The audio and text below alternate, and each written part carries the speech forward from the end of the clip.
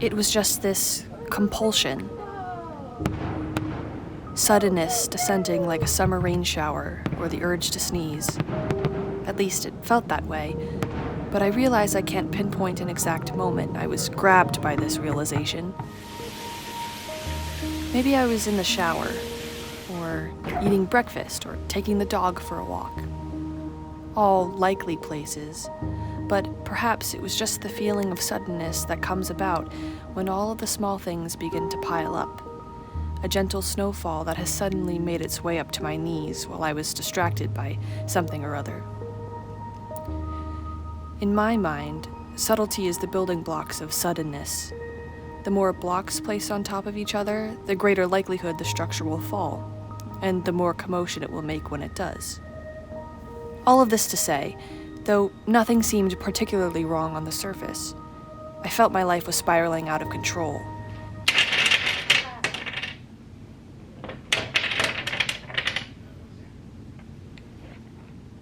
And I was overtaken with this feeling of impermanence, urgency.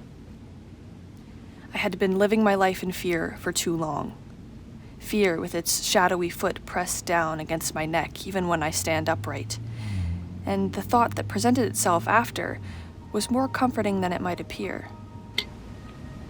If I don't move now, in this very instant, I will be crushed by its weight, asphyxiate myself with my own doubts lodged in my throat.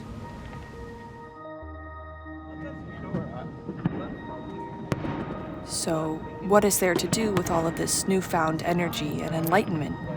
But write.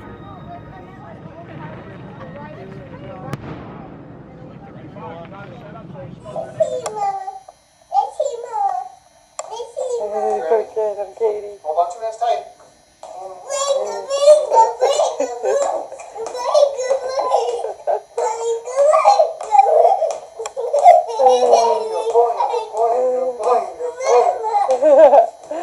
Look at you. Hold on tight. Two hands, Katie. Hold on tight. Good girl.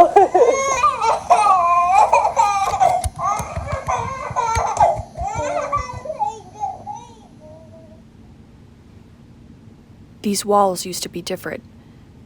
I've known these walls my entire life, but until I was 13, they were bubblegum pink and white. My dad had painted a white, stripy motif across the room years ago. I painted over the walls myself, hence the slightly shoddy handiwork. Changing up my room had been a birthday gift for the newly minted teenager, and she smiled with the thought of this test drive of autonomy. She was mature, she knew, and mature people had neutral-colored walls. Walls that signaled their maturity to everyone who entered the room. Oh, that girl with the pink bedroom? She doesn't live here anymore. Gone in one fell swoop, painted over by life, time applied coat by coat, encased in cool gray maturity. But the walls are the same walls, the pink ones and the gray ones. Here, let me prove it to you.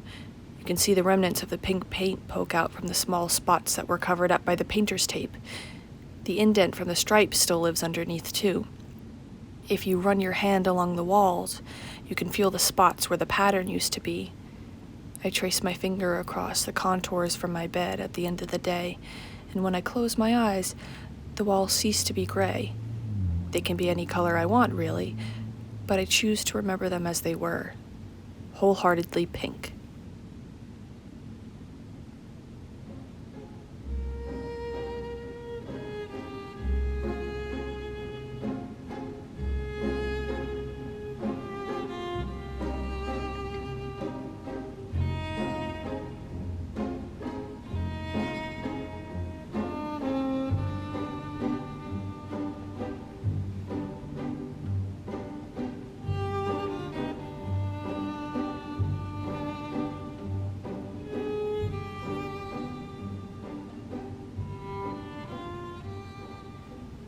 At home, I sit by my desk and look out the window.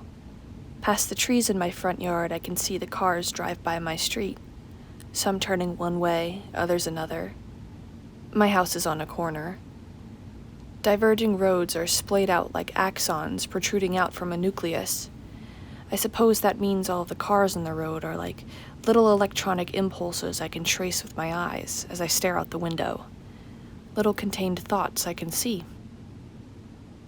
This car is turning left, probably picking up a child from school.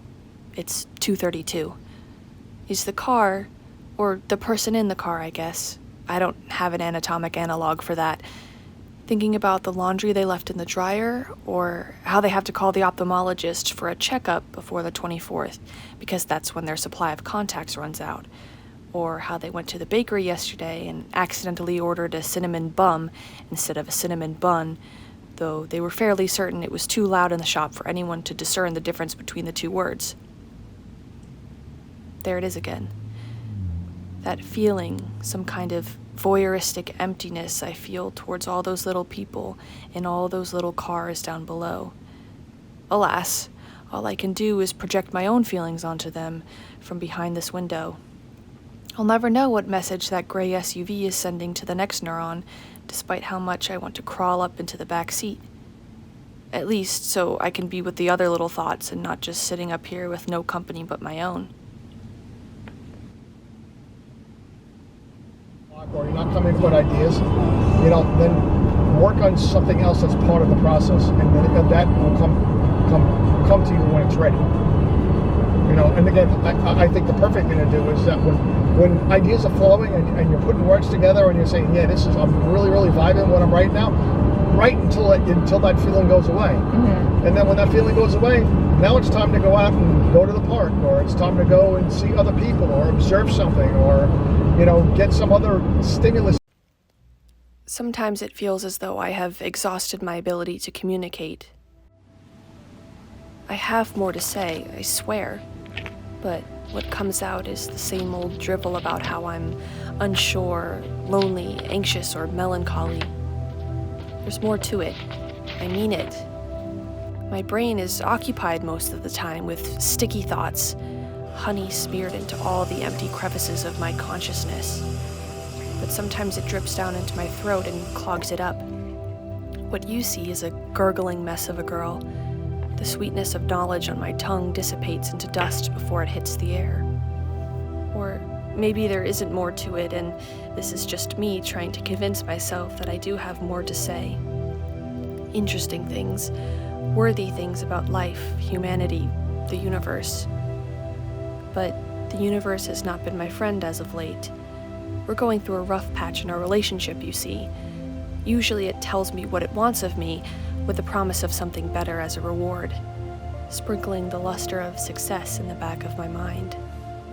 Study hard, and you'll get into a good school. Build up your resume, and you'll get a good job. But lately I feel it's fallen silent. It has not chosen a path for me, despite my incessant plea.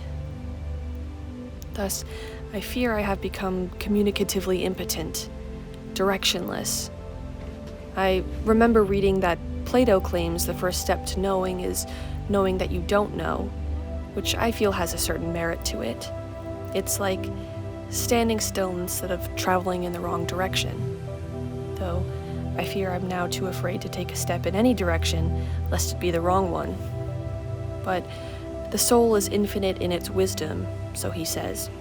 You just need to remember what it already knows.